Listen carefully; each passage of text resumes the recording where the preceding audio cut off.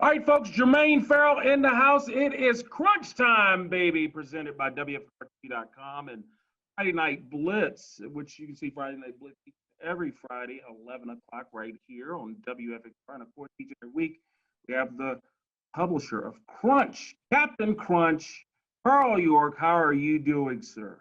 I'm doing great. I'm doing great. You don't want to miss your show. You don't want to miss that. You don't want to miss picking up a copy of Crunch.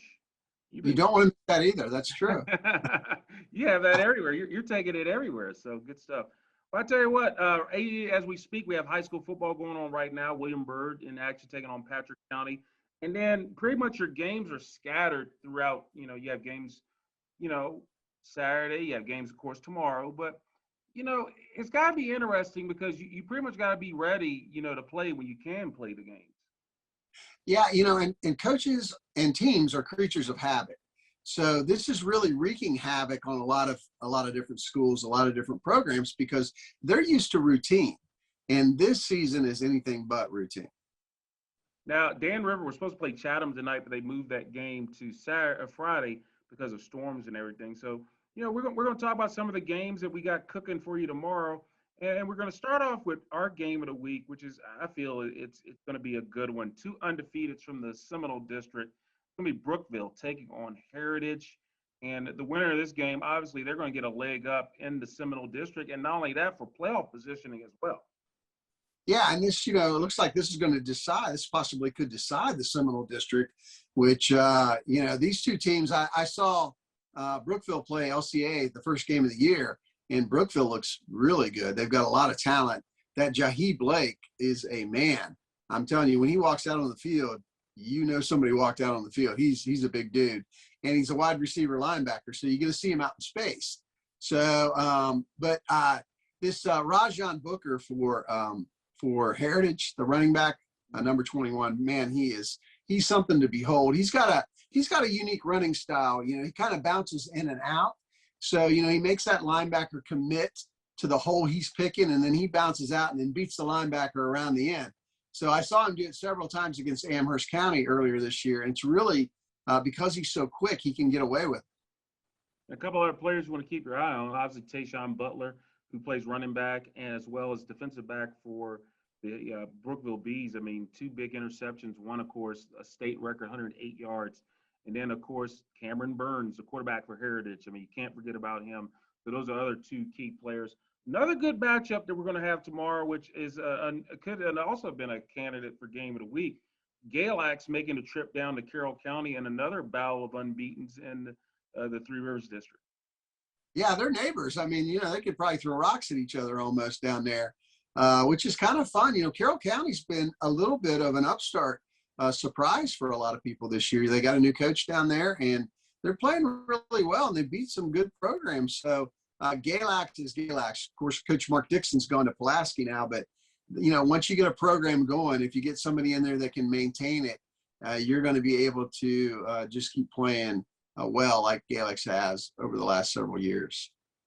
So you're going to have those playoff points again on the line there, because the winner of that's going to have a good opportunity for playoff points. We're going to go through some of the other games. Magna Vista taking on Halifax County. Gretna taking on Tunstall. Anything standing out with those two games? Gretna's always got talent. When you talk about Gretna, I mean, they have a nice blend of size and speed. They've got skill guys. So when they get it rolling, they're really tough. They're just they always have talent there. So they're one I always like to keep an eye on. And then also a couple other games through the Dogwood District. You can also have Alta Vista taking on Appomattox. Now, that game's a 6 o'clock game, and then Nelson County taking on William Campbell. Any thoughts on those two games? Well, we just covered Alta Vista and William Campbell last week, so that was quite a game. Most all of the points were scored in the fourth quarter, and it got really exciting there at the end. Alta Vista won it 29-22. And, J.J. Jones, the quarterback for Alta Vista, is really a talented guy. Markel Dawkins, their running back, runs hard. And then William Campbell, the big guy, everybody, when you play William Campbell, if you pay attention to the coaches, they're all yelling popcorn. And this Zakiya Towns is a big dude. His nickname is Popcorn, and they want to know where Popcorn is when they're running the ball. Another team in the Valley District, our only local team really in the Valley District, that Valley District is sort of up by Harrisonburg, but they have a matchup against Broadway and Rockbridge County. They're also undefeated on the season. Yeah, and Broadway beat Liberty, the Liberty Minutemen, this past week. I think 28-14. So I don't know much about Broadway, but Rockbridge County is another team that usually has some good size, and they usually put together good runs when they have a talented team like that. The trouble is they eventually run into somebody that's got more talent. But we'll see this year. Maybe they'll make a run. And then we're going to look over at the River Ridge District schedule. Pulaski County, they're undefeated. They get the bye.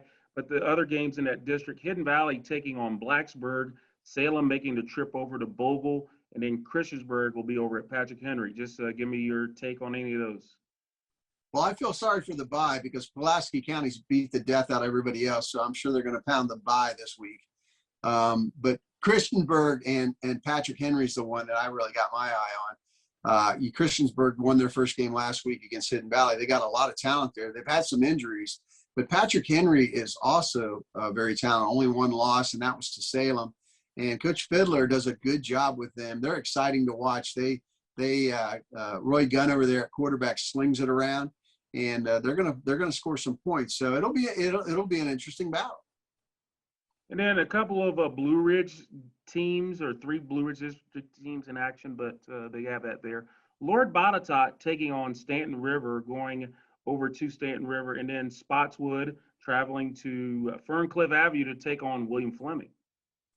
Yeah, Stanton River's been a little bit of a surprise for me. You just don't know how much they have coming back, but they've been able to score points, and they've got tough-nosed kids over there. So, who knows if they'll have anything for Botetourt. Botetourt's that juggernaut with all those Division I kids over there. So that's an interesting game. And Coach Lovelace has done a fantastic job at Fleming. I'd love to see him get the win in his game, but those kids really respond to him. And then we go back into the Seminole. We already talked about Brookville and Heritage, but some other matchups. Jefferson Forest taking on Amherst County in the Bob Christmas Bowl, if you can call it that. Rustburg taking on Liberty Christian over at Williams Stadium, and then EC Glass taking on Liberty. That's going to be our high school football student playback game of the week, which we'll have that game in its entirety coming up on Saturday on our sister station, WWCW. Yeah, EC Glass and both EC Glass and Jefferson Forest kind of ran the COVID route, and they're just getting back to playing. So it'll be interesting to see. Jefferson Forest is undefeated. They were 1-0 when they had to check out for a couple games, and EC Glass was 0-1. But EC Glass always has talent, and Coach Woody's a great coach over there. So these games are interesting because we really don't know what those teams have. There's some other games we'll spotlight that'll happen in Bar. We got James River at Floyd County, Allegheny at Giles, and then Grayson County at Fort Chiswell, Rural Retreat at Northwood. Anything sticking out of those games? Allegheny's interesting to me. They're a team that they haven't had a lot of wins of late, but you got to keep your eye on teams like that. I mean, they certainly can jump up and sneak up on somebody if you're not careful. So that area has produced some great football players in the past. I like to keep my eye on them. And then Saturday, we have 5 scheduled games. Of course, again, this could change. You got Auburn taking on George Wythe, Perry McClure at Bath County, Narrows at Covington, Eastern Montgomery at Bland. And here's a sort of now this has makings of a good one. Glenver taking the trip down to Radford. How about that matchup, that district matchup? I tell you, when these two teams play, it is a battle. And I'm sure I wouldn't expect anything less when the Highlanders and the Bobcats hook it up. Yeah, that's a great game. That's one to keep an eye on. Again, Radford's always got a lot of talent. Glenver's very talented, loaded. Glenver can really throw it with a walk quarterback there, and they got a lot of guys that can move the ball up and down the field. But Radford, you got Prelo over there, the running back who is coming off a knee injury, but you wouldn't have known it in basketball, and I'm sure you don't know it in football because he runs around. He's so quick, and he just has that gift of a feel for the game. So, yeah, you're right. That's going to be the game to watch. Now, right now, we're kind of roughly a little bit past the halfway point some teams, this is going to be their fifth game. Some teams it'll be their fourth. So we're getting this to the second half of the year. What is, if there are some things or anything in particular that has stood out to you so far this high school football season, Carl, what would that be? Well, I think, the teams, the teams that are always good are good again. I mean, the Salems and the Botetots are having their way this season again so far. And, they got a lot of talent. And so, I don't know if we expected that. I guess we probably did because, those are programs, not just players. But, there's some other teams that have kind of crept in there that, you wonder about. Certainly, I think Brookville beating LCA at the beginning of the year kind of set the Seminole in a spin. LCA's got a good team. I mean, they're a hard-hitting group. We've covered them twice now, and they can really do a lot. And they're going to give people fits in the playoffs. So just because they lost that first game isn't really a good read on them. But and then like I said, we don't know that much about Jefferson Forest. We don't know that much about EC Glass over in the Seminole. I think Christiansburg's better than their record. So it's interesting. Some teams got off to fast starts and maintained it, and some teams got off to really slow starts, and I don't think they've been able to recover. How challenging do you look at it? I mean, we talked about it before. I mean, you got teams, they're playing multiple games in a week, in a short amount of time. And obviously, from a coaching standpoint, I mean, how do you coach that? Because you're looking at, okay, how do you practice? How do you manage that? Because if you just play the game on Tuesday, you're going to turn around and play on a Friday or Saturday, and then you might play again on a Tuesday or whatever else. It's got to be so challenging to find that right balance about practicing and how to keep the guys, fresh and all those things. Well, I mean, the recovery's the thing. You play a game, if it's a physical game, to have to play again in a couple of days just to get your body back in shape and get ready to go is tough. And we've seen some teams that have suffered from that. But I think one of the things I think that the coaches are doing right now, which is smart, is they're simplifying what they're doing. They're not, they don't have time to put in packages against specific teams. What they're doing is they're figuring out what they do best, and they're trying to do it really well.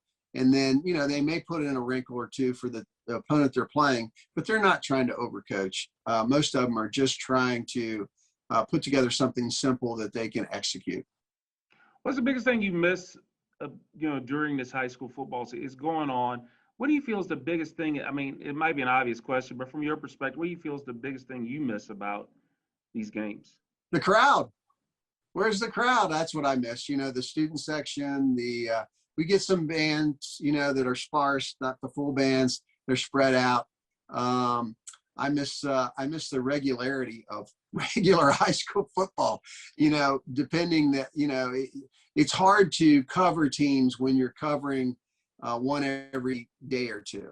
It's hard to do justice for the games that you're covering. So, that regular schedule is one thing that you probably overlook for all these years, but it's nice to have a rhythm to the season where you can actually ramp up to a game, get excited, prep, for it, and then really cover it well. Has that been really the biggest impact with crunch?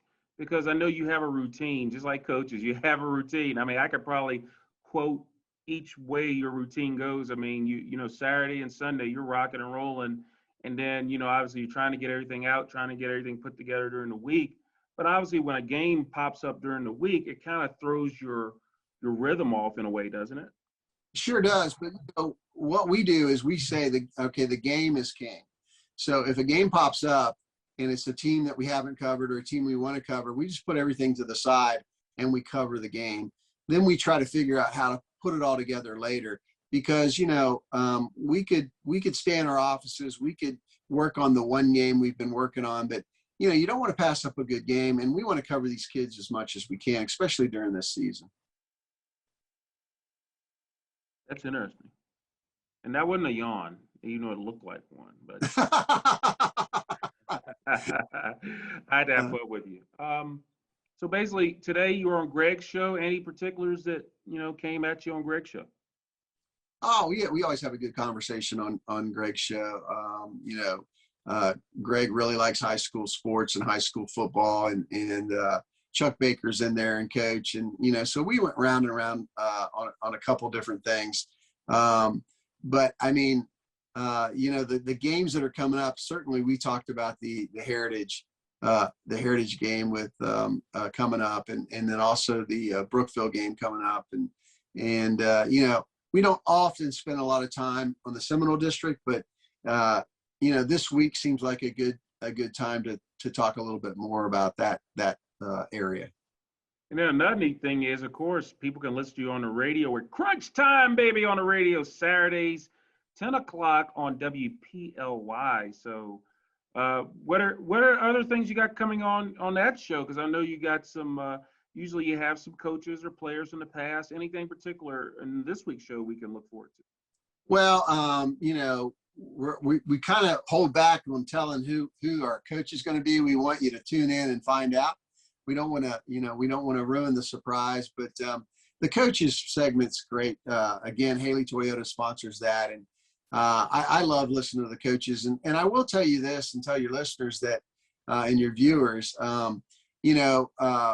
we really focus on high school. So even when we're talking to a coach that maybe even had a career coaching job or played in college or even played in the NFL, we want to know about their high school. We want to know what it was like when they played high school ball. And we'll talk about, the other things, but we really focus on, this period of time because we feel like the kids really can relate to where they are with these guys and how they felt when they were in high school. So that always makes it fun because, sometimes we turn over some stones that maybe somebody hadn't turned over and they get excited about talking about back when they played prep ball. That's going to be fun times and reminiscing. And, of course, the coach, Randy Leftwich, is your right-hand man on that, as well as Jimmy Thang doing his thing. And then, of course, Greg Roberts Live with Greg, Doug, and Randy. And, of course, Chuck, all you guys do a tremendous job. So fun times as we got Crunch Time, baby, right here on WFXRTV.com. Anything else you got cooking out there? Oh, it's the schedule's changing so much. Who knows? I mean, they might be playing a game after midnight tonight. You got to stay tuned. You got to stay on it. Carl, as usual, this has been a pleasure. The publisher of Crunch, Captain Crunch, Carl York. Where can people see your stuff online? It's crunchhssports.com. So Crunch HS, which stands for high school, sports.com. So that's where we load our pages, and that's where the bulk of our information is each week. So check it out, and you can see what we're up to. And also people can, if there's pictures, you guys take a lot of pictures. Where can people, they see a picture of something they like, where can they go? Well, it's crunchnvp.com. So that's Jimmy Whitaker's portion of the Crunch, and he does a great job with the photos. What's fun is to go in and look at a game maybe that you weren't at, or maybe it's a game you were at, and you can actually, he takes so many photographs, you can actually piece the game together. You can see the plays that are described in the articles because he's taking shots every play. So it's a lot of fun to go in and look at this. You guys have got me in action a couple times out there. Yeah. Right. So, I don't know why, but there. Because you're everywhere. I know. I tell you. Hey, Carl, God bless you, sir. You and your family and everybody at Crunch. Congratulations. Great work as always. And we'll catch you next week, sir. All right, buddy. God bless you. All right, folks. That is Crunch Time, baby, right here on WFXRTV.com. I'm Jermaine Ferrell. Hope all of your teams are winners. Have a wonderful and blessed night, everybody.